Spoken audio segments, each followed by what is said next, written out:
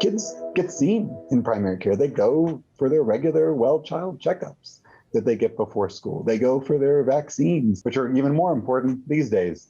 They go for sniffles and colds and infections and all that kind of stuff. So pediatricians really need to recognize that they're part of a multi-system response, and oftentimes they have that longitudinal connection with families. They understand kind of the trials and the experiences of families from years ago and how that relates to what's going on now. And they're the ones that really have that power to say in a very confidential and welcoming and supportive environment, we recognize that life events really can affect how kids are doing.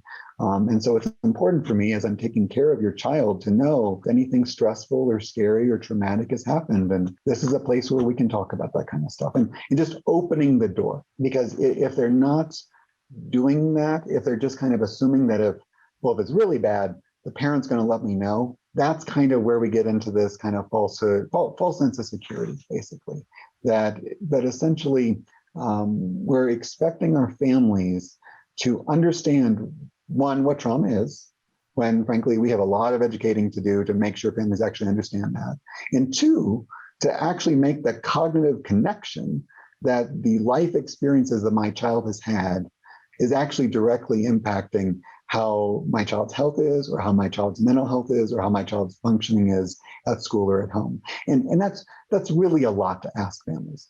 Some families are on it.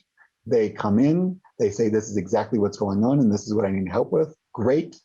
But the majority of families don't fall into that category. So it's that awareness and recognizing their role that, if we're relying on child welfare in the schools and all the other systems and mental health, we're missing a great opportunity to start those conversations, to inform families and to help families kind of decide what their pathway is when it comes to supporting the resilience of their child, or in terms of getting the help that their child needs to get back on track.